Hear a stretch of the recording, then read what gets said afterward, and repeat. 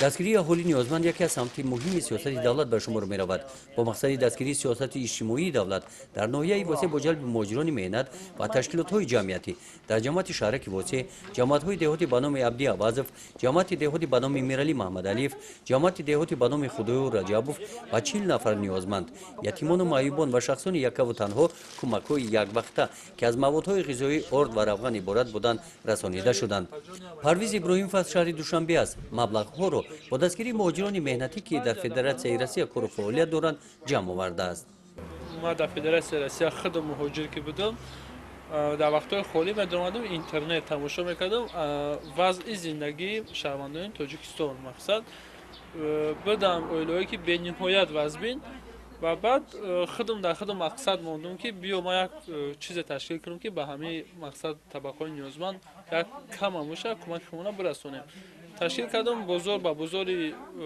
سنت پترزبورگ، مسکو، تور، تولا گشتم خطی بچه‌ها هم صحبت شدم مقصد گفتم بیاین امروز خداوند ما را داده دست و پای سالم ما کار کردیم امروز خروجیمون یافته است. بیاین یک کم هم باشه اقلا 100 روبل یک قدم پرتیم معیوبا و فقیرا و آدمایی که امکانیت کار کردن ندارن دستگیری کنیم. همین چیز ایهوداش ما برآمدم خلق ما را دستگیری کرد مقصد یاردم دادن سوم جمع کردن هر مومن را میتن تا چنین زور هستم در ولایت خطلون ولایت سوق بدخشان دوشنبه مقصد تا چنین زور هستم کمک کردم همش از طرف مهاجرای تاجیک است. در ناحیه واسه برای بهتر نمودن شرایط مادی و اجتماعی عائله‌های کمیزاوت، یتیمان و معیوبان و شخصان یک و تنها در برابر تدبیرهای اندیشیده دولت همچنین صاحبکاران سهم می‌گذارند. امروز ما شکرگزاری میکنیم که از فضای خوب و آرام جامعه تاجیکستانی عزیزمان و با دستگیری دستور سپارش های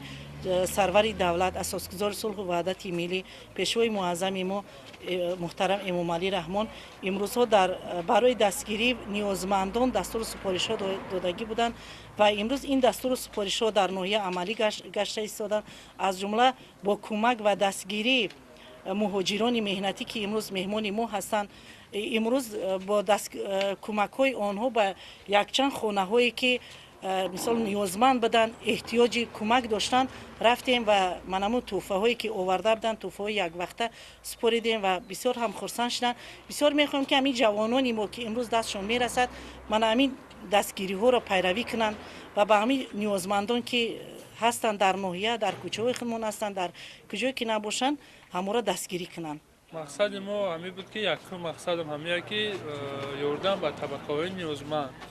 و مقصد اساسی که ما در دل دارم بیدار کنیم نسل امروزه را چی صاحب کار هستند چی فنا وابسته در کدام سطح زندگی میکنن مقصد بیدار کنیم که هم بیاین همراه ما یک جا شویم و طبقه های نیازمند کمک رسونیم. مقصد اساسی ما همیه بیدار کردن دیگر مردم. در آینده نقشه‌هایی هستند که